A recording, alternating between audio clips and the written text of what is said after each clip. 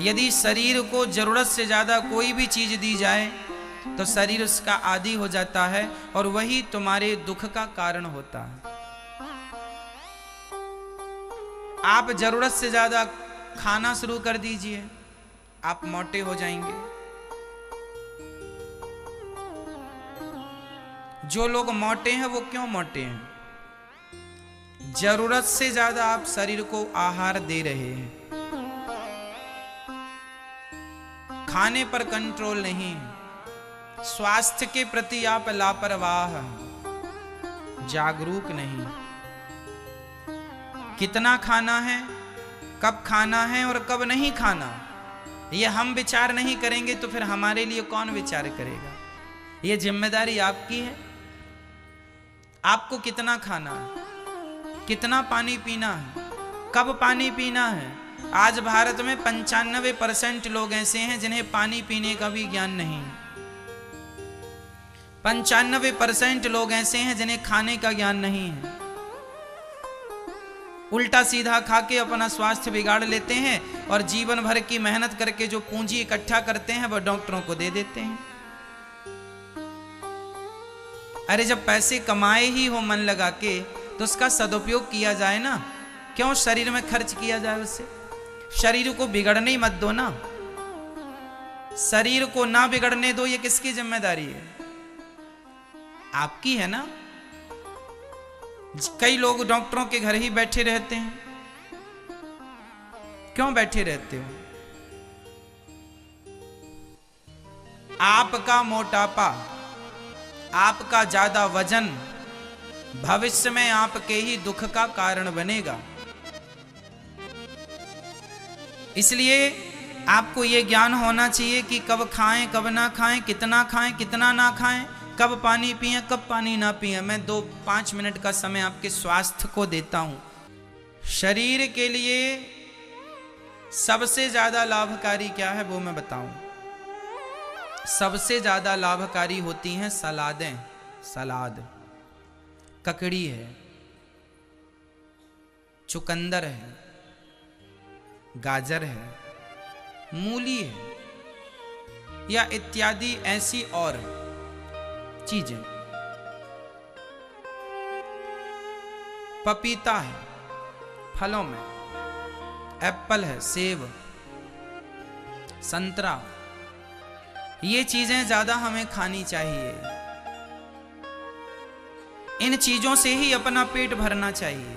लगभग ककड़ी से, टमाटर से, टमाटर 2-4 कच्चे खाओ, ककड़ी खाओ, मूली खाओ, भुंटा आता है, भुट्टा भुंटा बोलते हैं आप लोग, वो आप भूंज करके खाओ या उसे उबाल करके खाओ। ये चीजें खाओगे तो लंबी आयु पाओगे और स्वस्थ रहोगे। अब आप खाने में क्या सब्जी खाना चाहिए ज्यादा, दाल ज्यादा खाना चाहिए, 2-3 कटोरी दाल। और दाल हमें अदल बदल के खाना चाहिए। ये नहीं कि राहर की दाल तुअर की दाल खा रहे हैं महीनों से। भाई दाल में जो चीजें हैं वह अनेक प्रकार की, ईश्वर ने यदि सब चीज एक में ही डाल दी होती तो अलग अलग चीजें बनाने की उन्हें क्या जरूरत थी।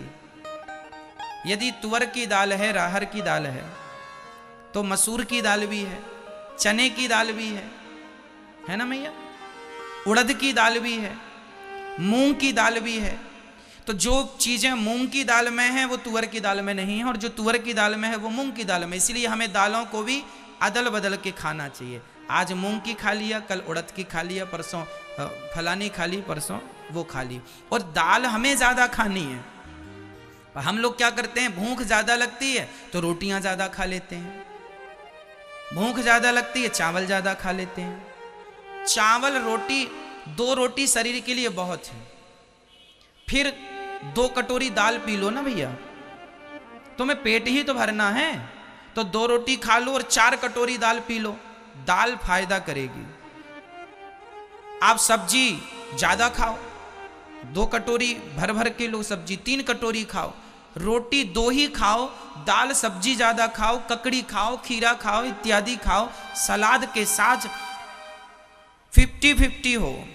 रोटी तो 2 से ज्यादा ना हो, 2 रोटी शरीर के लिए बहुत है, बाकी दाल, बाकी सब्जी, बाकी खीरा ककड़ी इत्यादि, समझ रहे हैं। और भोजन के तुरंत बाद पानी नहीं, भोजनांते विषंबारी, भोजन के तुरंत बाद पानी पियोगे मर जाओगे, बीमारियों का घर तुम्हारा शरीर होगा। भोजन के तुरंत बाद पानी नहीं पीना। हाँ, एक घूंट पानी पी लो मुंह साफ करने के लिए, झूठे मुंह कहां घूमोगे, एक घूंट पानी ठीक है। कितना पानी? एक घूंट। क्यों एक घूंट की परमिशन हम क्यों दे रहे हैं? क्योंकि आपका मुंह जूठा ना रहे। भोजन के बाद ओनली एक घूंट पानी पीना है, और वह भी गुनगुना, ठंडा नहीं। फिर भोजन के 1 घंटे बाद आपको 2 गिलास पानी, 3 गिलास पानी, 4 गिलास पानी आपकी क्षमता के अनुसार पीना है। भोजन के कितने घंटे बाद? बोलो हाँ मैया, ओ मेरी माँ, हो गई पंचायत आपकी? अच्छा, नहीं कर लो थोड़ा और, ठीक है। भोजन के 1 घंटे बाद आपको क्या पीना है? पानी 2 गिलास, 3 गिलास, आधा लीटर, 1 लीटर, जो भी आपकी क्षमता है। क्यों 1 घंटे बाद पानी? क्यों? क्योंकि 1 घंटे बाद यदि पानी पी लिया तो जो आपका भोजन है वो बिल्कुल बढ़िया ढंग से पच जाएगा। और भोजन के तुरंत बाद पानी पी लिया तो जैसे ही आप भोजन करते हैं आपकी जठराग्नि भोजन को पचाना शुरू कर देती है, वो काम करना शुरू कर देती है, और उसी समय हमारे पेट में अग्नि होती है। आप पेट को छू कर देखिए, पेट गर्म होता है, हाँ या ना? हमारे शरीर में जो आग होती है जिसे जठराग्नि कहते हैं, वह आग ही तो भोजन पचाती है, हाँ या ना? हाँ या ना? जोर से। तो जब आग भोजन पचाती है और तुमने भोजन के साथ 1 गिलास पानी या 2 गिलास पानी पी लिया, तो आग में पानी डालो तो आग क्या होती है? बुझ जाती है। तुम्हारे पेट की आग बुझ गई, फिर वो भोजन पचेगा नहीं, फिर वो भोजन सड़ेगा, और सड़ेगा तो नाना प्रकार की बीमारियां तुम्हारे अंदर पैदा होंगी, और यही तुम्हारे रोग का कारण है। समझ रहे हैं? इसलिए भोजन कब, पानी कब पीना चाहिए? भोजन के 1 घंटे बाद। ये ज्ञान अनमोल है तुम्हारी जिंदगी का। इस ज्ञान से बड़ा दुनिया में कोई ज्ञान नहीं है। सबसे बड़ा धर्म है शरीर की रक्षा, और वही रक्षा के मैं उपाय बता रहा हूं। मर जाओगे उल्टा सीधा खाओगे तो, बीमार बने रहोगे। बीमार आदमी मरे समान होता है, कहो जी हाँ या ना? बीमार आदमी मरे समान होता है, उसका जीना मरना एक ही। वो जी भी रहा है तो रो रो के जी रहा है, तो जीने से अच्छा मर ही जाए। क्यों जी? रो रो के उसको कष्ट हो रहा ना ज्यादा, इसलिए बीमार व्यक्ति मरे समान होता है। इसलिए मैं नहीं चाहता कि आप बीमार हो, और मेरे हिसाब से चलेंगे। ये मेरा गणित नहीं है, ये मेरा नॉलेज नहीं है। मैंने भी पढ़ा है आयुर्वेद शास्त्र को, मैंने भी सत्संग किया। जब केवल सुना नहीं, पढ़ा नहीं, मैंने जीवन में अनुभव ही तो किया। मैं तो इनमें अमल करता हूँ। मेरा काम तो देखो बैठने का है। मैं 24 घंटे में से आप 7 घंटे निकाल दीजिए, उसके बाद लगभग मेरा काम 15 घंटे का काम मेरा बैठने का ही है। क्यों जी? 24 घंटे में मैं मान लो कि 17 घंटे बैठता हूं, 3.5 घंटे यहां बैठता हूं आपके बीच में, 4 घंटे ही हो जाते हैं लगभग। बाकी फिर आप जब मिलने आते हैं तो वहीं बैठा रहता हूं। मैं दिन भर बैठा रहता हूं, और बैठा हुआ व्यक्ति जल्दी बीमार पड़ सकता है, संभावनाएं ज्यादा हैं। इसलिए मैं अपने आप को स्वस्थ रखने के लिए रोज सुबह योग करता हूं, प्राणायाम करता हूं। कितना पानी मुझे पीना है मुझे पता है। आपको पता है आपको दिन भर में कितने पानी पीना चाहिए? कितना? हाँ? 4 लीटर? आपको 6 लीटर? हवा में ही है सब चीजें कि कुछ इसका साइंटिफिक चीजें हैं। अब हम बता रहे हैं, पर 20 किलो में 1 लीटर पानी होता है। यदि आपका वजन 20 किलो है तो आप 1 लीटर पानी पीजिए। आपका वजन 40 किलो है तो आप 2 लीटर पानी पीजिए। आपका वजन 60 किलो है तो आप 3 लीटर पानी पीजिए। आपका वजन 80 किलो है तो आप 4 लीटर पानी पीजिए, और आपका वजन 100 किलो है तो आप 5 लीटर पानी पीजिए। आपका वजन 120 किलो है तो आप 6 लीटर पानी पीजिए।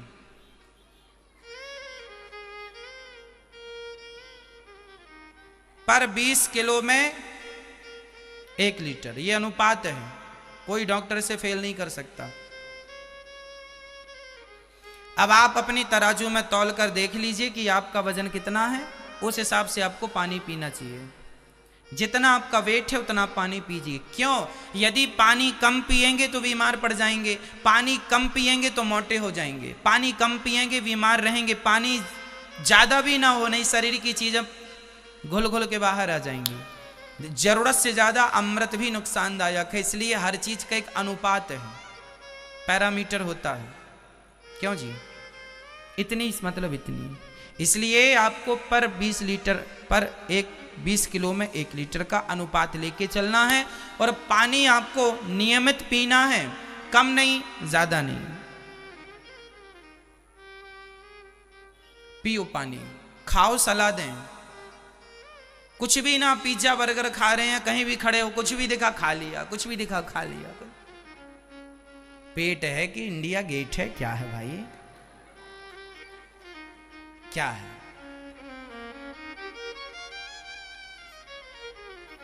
कुछ भी खा लिया खड़े होके। रात के 9 बजे क्या खा रहे हैं? रात के 9 बजे दही बड़े खा रहे हैं। अरे पागल आदमी, हमारे यहां ये भी है कि सुबह टाइम क्या खाएं, दोपहर के क्या खाएं, शाम को क्या खाएं। सूर्य अस्त होने के बाद क्या क्या नहीं खाना चाहिए। सूर्य अस्त होने के बाद सलाद नहीं खाना है, सूर्य अस्त होने के बाद फल नहीं खाने हैं, सूर्य अस्त होने के बाद केवल एक ही फल खा सकते हैं आप, जिसका नाम है पपीता। देखिए कितनी गहरी चीजें हमारे शास्त्रों में हैं। अब रात के कोई दही खाए तो वो अपनी मौत को निमंत्रण दे रहा है, बीमारियों को बुला रहा है, आओ बीमारी बहन आओ। दही खाना है सुबह खाइए, दोपहर को खाइए, रात्रि को नहीं। जूस सुबह पीजिए, दोपहर को पीजिए, रात्रि को नहीं। रात्रि को दूध पीजिए, वह भी गुनगुना हल्दी के साथ। मैं रोज सोने के पहले 1 चम्मच हल्दी खा के पानी पी के सोता हूं, पूरे मुंह में हल्दी यूं करके, ताकि पूरे मुंह में हल्दी रहे। हल्दी आप रोज लेंगे, आपका गला अच्छा रहेगा, पेट अच्छा रहेगा, स्वास्थ्य अच्छा रहेगा। हल्दी 1 चम्मच लेने वाले व्यक्ति को जीवन में कभी कैंसर नहीं हो सकता, कैंसर होता ही नहीं हल्दी लेने वाले को। हल्दी ज्यादा लेनी चाहिए। हमारी दाल सब्जी में हम लोग हल्दी, आप लोग कहते हैं महाराज जी हल्दी वाला दूध ले लेते हैं। अरे हल्दी वाले दूध में भी आप कितनी हल्दी डालते हैं? जरा सी डालते होंगे, 2 चुटकी ना जी, इतने में काम नहीं होता। 1 चम्मच हल्दी, मैं तो वर्षों से ले रहा हूं हल्दी, तो मैं वर्षों से ले रहा हूं, वर्षों बीत गए, आपके सामने बैठा हूं प्रमाण। इसलिए हल्दी बहुत फायदा करती है, एंटीबायोटिक है ना। हमारे पुराने जमाने में तो हर जगह हल्दी का प्रयोग था, इसलिए हल्दी 1 चम्मच रोज लेके, जो दाल में डालते ना हल्दी पिसी हुई, कच्ची खाओ और पानी पियो, फांक के सो जाओ, उत्तम। ना खांसी होगी, ना सर्दी होगी, ना तुम्हें जुकाम होगा, ना बुखार होगा। हमें देखा आपने, हमें कभी कभी जुकाम होता है, कभी कभी उससे भी बुला लेते हैं, आजा बेचारा कहाँ मर रहा उल्टा सीधी जगह, आजा।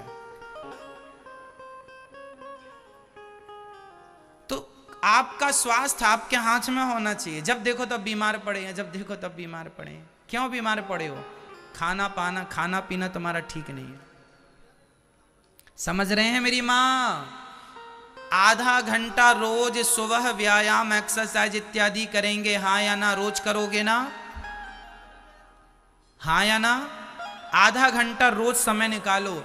आधा घंटा जल्दी उठो, आधा घंटा पहले उठ जाओ ना। तुम कहती हो हमें समय नहीं मिलता महाराज, तो तुम अपने सोने से कटौती करो ना आधे घंटे की। कम सो आधा घंटा। सोने से कोई तुम्हें सोना चांदी तो मिल नहीं रहा है ना, तो भगवान ही मिल रहे हैं। काटो सोने से आधा घंटा और एक्सरसाइज करो, प्राणायाम करो। सूर्य नमस्कार की 12 आसन हैं, वो तो सरल सब कर लेते, करो करो, मन लगा के करो। गहरी श्वास, भस्त्रिका प्राणायाम, पूरी बॉडी को ऑक्सीजन मिलना चाहिए। गहरी सांस भरो, भर के रोको, फिर छोड़ो, भरो फिर छोड़ो, भरो फिर छोड़ो, गहरी सांस। क्या होगा इससे? शरीर के नस नस तक ऑक्सीजन जाएगा और जिससे जिससे जिससे लकवा, पैरालिसिस की बीमारी कभी नहीं होगी। पैरालिसिस की बीमारी क्यों होती है? क्योंकि प्रत्येक अंग को ऑक्सीजन नहीं मिल पाती। जिस अंग को ऑक्सीजन नहीं मिलती वह अंग कमजोर पड़ता पड़ता पड़ता पड़ता पड़ता जब बिल्कुल नस सूख जाती है, पैरालिसिस हो जाता है।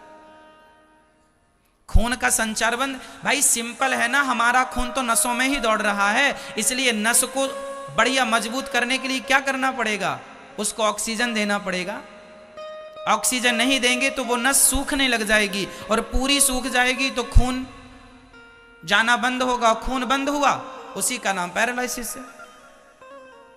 क्यों जी? ऐसी तो होता। इसलिए भस्त्रिका प्राणायाम करने से कभी पैरालिसिस नहीं होता। भस्त्रिका प्राणायाम क्या होता है? ये गहरी सांस भरो, रोको, फिर छोड़ो। ऐसा रोज 10 मिनट घर में करना चाहिए। मैं रोज करता हूं। मैं आपसे बताया था ना कि गौरी गोपाल जी में 70 सीढ़ी हैं लगभग। मैं एक सांस में 70 सीढ़ी चढ़ जाता हूं। एक सांस भर के पूरी 70 सीढ़ी चढ़ जाता हूं, फिर छोड़ता हूं सांस वहां, फिर भरता हूं, फिर नीचे छोड़ता हूं। एक सांस में 70 सीढ़ी चढ़ता हूं मैं। एक बार भर लिया, अब इसके बाद मैं 70 सीढ़ी चढ़ जाऊंगा पूरी सांस खत्म होने के पहले। ये है श्वासों पर नियंत्रण। हमारे बड़े बड़े साधु संत तो महीनों महीनों के लिए अपनी श्वास रोक लेते थे, सालों के लिए अपनी श्वास रोक लेते थे, वर्षों के लिए अपनी श्वास। यही तो है अभ्यास करत करत अभ्यास के जड़मति होत सुजान।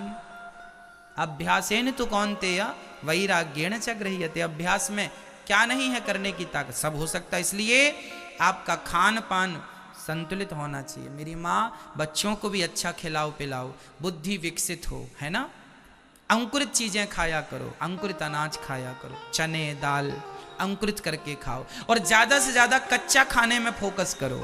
अभी जैसे मटर आ गया, कच्चे का मतलब ये नहीं कि खा लिया ना जी।